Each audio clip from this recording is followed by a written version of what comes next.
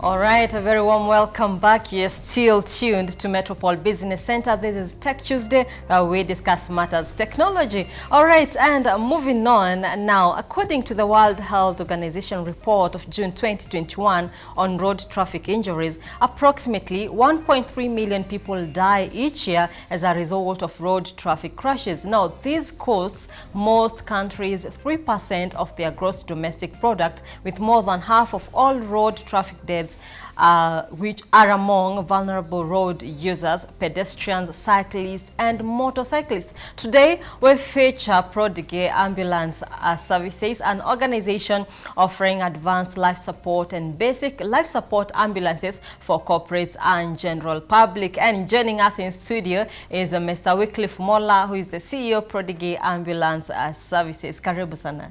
Thank you so much. It's a pleasure for the invitation. Great, karibu sana. All right, so we'll begin with that report that you have just seen there from WHO.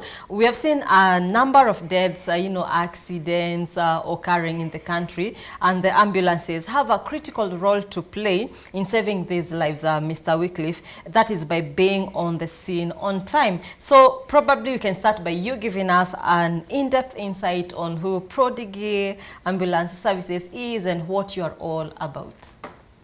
Thank you so much. Prodigy, as a name, was actually derived from the young minds with the capability of achieving ordinary situations.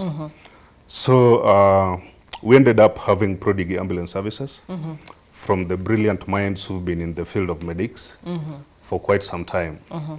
And so we realized there was need to reach to the less privileged people, and our society exactly needs some awareness based on the uneven accidents which occur in most cases. Sure. Great. So then I'll come to your background and what was the idea or motivation behind you coming up with, an ambulance services company? It's been a journey. Yeah. It's been a journey, and actually you find I've been in the field of medics for almost 10 years now. And the few organizations maybe I've worked with, you find that they're restricted to certain areas they can't reach. And these restricted areas, they also have people who are in need of these ambulance services. Yeah. So the initiative I took was to convert my own car into an ambulance so that we ensure we reach these people. So it was a journey through friends, through families. We managed to convert the car into an ambulance. Being an off-road car, we believed that it will reach the people we feel should be reached. Yeah, so we managed to convert our car into an ambulance. And we are happy we've rescued enough lives, and we are not stopping at that. Wow, wow, and here you are today. Sure. So which then leads us to understanding some of the services that you offer. You can take us through some of the services that you offer, because I can see from the website you have quite a lot going on, and you have a very detailed website in display. So you can take us through some of the services you are offering. Generally, with the ambulance, we only talk of evacuations. How fast can we respond to a scenario? How well can we handle our clients? But you find in most cases, we've had cases whereby mothers in labor are stranded during the night. Yeah. So what are we looking at? The safety of this mother and the safety of the unborn. So these are some of our priorities when it comes to rescuing people. Yeah. As well, we respond to road accidents. These are unplanned events. So when it happens, in most cases, there are so many riders who've got our contacts. As well, our contacts are also with the police officers. So you find when we are called upon to respond, upon the availability of any ambulance nearby, we always dispatch. Yeah, so it's a matter of how well do we understand our society. True. Yeah, so that's us at that. Sure. All right, that is at that. So probably you can now understand, before you come to the challenges, help us understand where you are stationed and some of the locations that you're operating within. Probably, yes, your location exactly. That is what we want to know. Currently, we are at Spine Road, off Kangundo Road. That's where we have our office. Yeah, where we arrange for the dispatch for ambulances we have links with. Yes. I understand along Kangundo Road, a lot of accidents happen. Sure. Yes. So I know, and I know that was one of your consideration points. You know, this is where I should set up my ambulance. Now, take us through some of the processes when it comes to setting up such kind of, or rather having such kind of services in place. What did you look at, or just sit and say, this is what I want, this is what I should have? Take us through all the, you know, the requirements for you to set up such kind of services. Thank you. Having lived in Eastlands for a long time, you understand the matatus around those areas.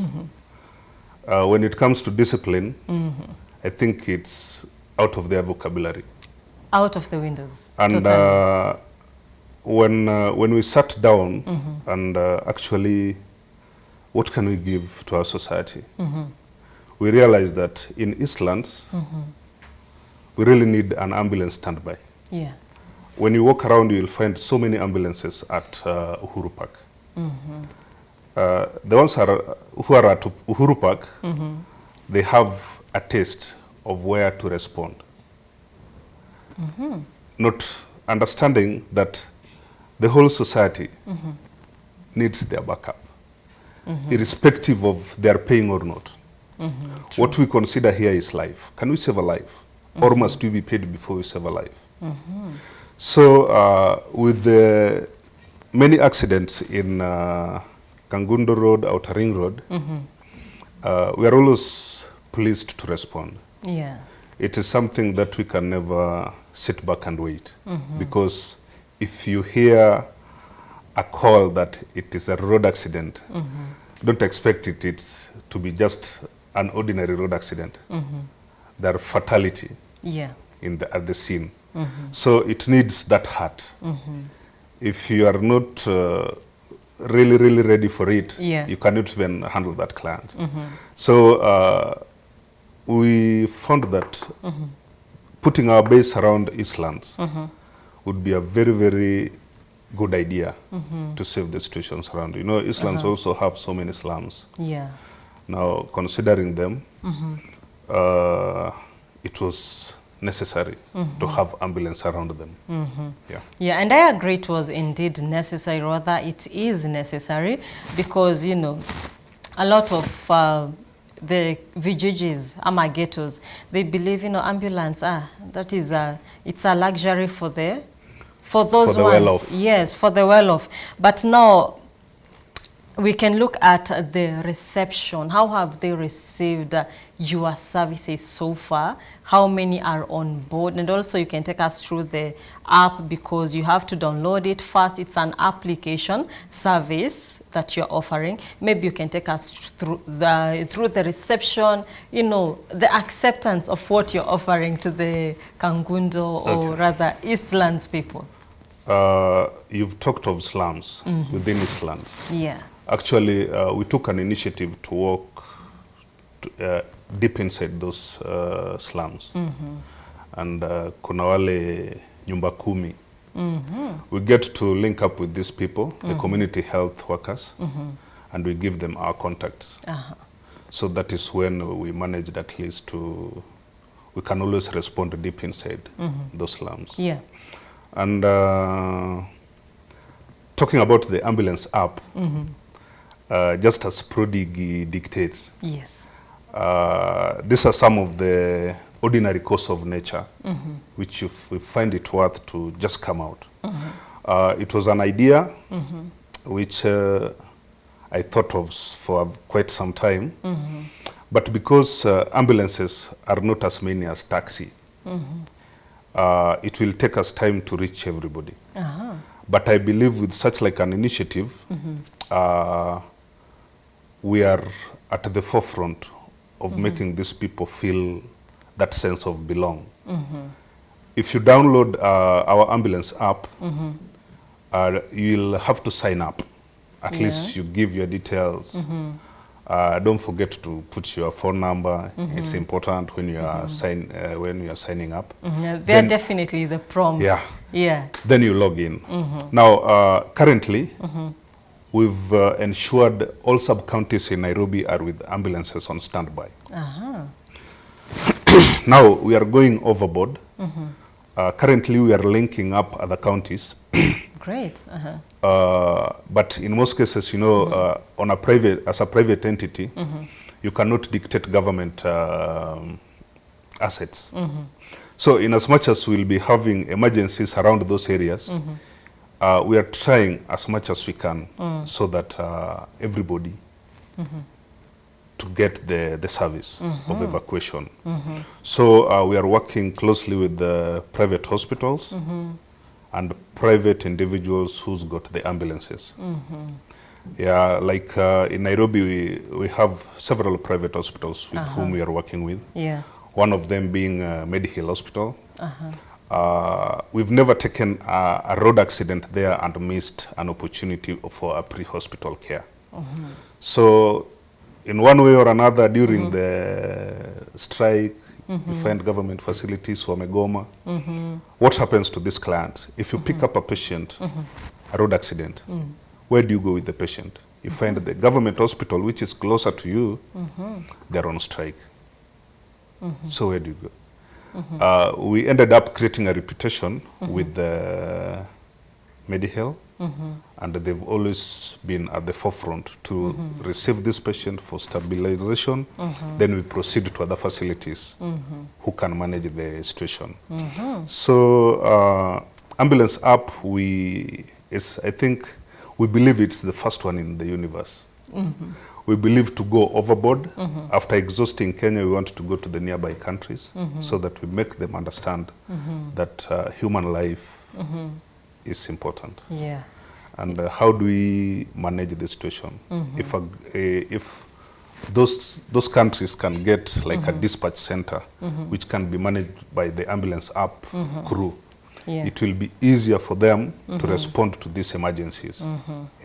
Okay, so now we can understand maybe some of the policies that you have put in place as a healthcare provider. Your field is medicine, so there definitely have to be policies that you have put in place to help you run as a healthcare provider and also as a business at the same time.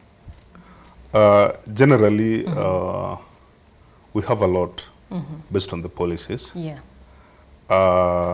We need utmost professionalism. We need qualified personnel on those ambulances.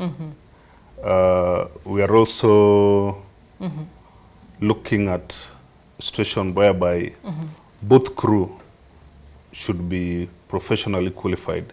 Like currently, we are trying to do away with just having a driver to operate that ambulance. We want, if you have to operate the ambulance, you must have studied maybe emergency medical technician course, so that both parties are in a position to manage a situation if need arises. You find maybe if there is a fatal road accident, maybe so many people have been involved. You don't just sit and wait for your medic to do it. You both handle the case. So then, it's very, very important to have a team that understands whatever they're doing. A well-able team. Another thing, we always ensure that after 1 week, we call these people to get to know how they were handled. To get to know if the bill, if they managed to get their relatives come help them out.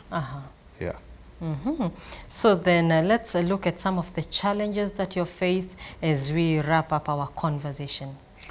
There's so many challenges in this field. We really expose ourselves into these cases. Yeah.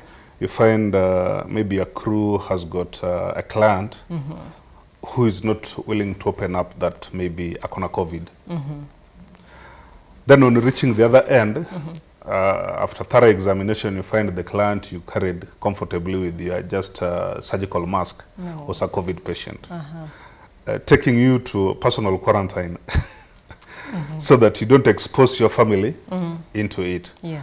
Other challenges we do find is that you find somebody calls you from a facility, then they request to be taken to another facility simply because they've not been attended to. With an excuse that we'll pay you once we're there. So on reaching at the receiving end, they say they don't have money. How do you handle that? How we handle this is you cannot force a client to pay. It will be a very, very bad show. It could be a sign that before we started the journey, there are things we did not iron out. Yeah, true. So it always put us in a quagmatic situation to pester this person to pay. So we always insist. In most cases, we want to know who is to pay before we leave. Yeah. So we held the person accountable to pay to give us the money. If the person is far away, then we expect the person to send the money before that ambulance takes off. Because if it reaches the other end, they never want to pick up the call. They never want to do anything. So those are some of the challenges we face, but we believe in the near future we'll be saving as many lives as possible through our ambulance app. Yeah. Great, and still thrive at the same time. Sure. All right, so one more as we wrap up, you can tell people how they can get the app and also maybe your contacts from the website and also some of your long-term goals and prospects. Getting the ambulance app, yes, actually, let's start with that. You just go to the Play Store on your phone, download it, sign up, then log in. Yeah. If you log in, you can find the number to call. Those are our numbers. You can call anytime. We have a big agenda ahead other than the ambulance app. So in the near future, we've always wanted to have our own things when it comes to medical supplies. Yeah. So we hope in the near future we'll be having up a plant which we will use to manufacture our own medical supplies, then supply to the private facilities, which we intend to engage. I think we are giving ourselves maybe a time frame of 1 month. We shall have covered all the private ambulance, and private hospitals within Kenya. So if we engage these people, this will be our immediate clients when we bring on board the plant to manufacture the supplies. So that is our future agenda, and we hope, being a Prodigy, we come with the unique things we doesn't have done in that kind of a project in East Africa. All right, great. Thank you so much, Mr. Wycliffe Mola, CEO, Prodigy Ambulance Services. All right, so that's it for Metropole Business Center Tech Tuesday. You can catch a recap of this conversation on our Facebook page at Metropole TV Kenya, and also YouTube when it will be uploaded, Metropole TV Kenya as well. And you can also get talking to me at Tabitha Muthoniji on Twitter. And if you've got an innovation, an application in place that you'd like featured here and is actually unique, do let me know, do let us know as well. All right, that's it for now. We'd like to wrap it up there. Thank you so much, sir. Welcome. All right, so that has been it. Until next time, do enjoy the rest of our programming. Goodbye.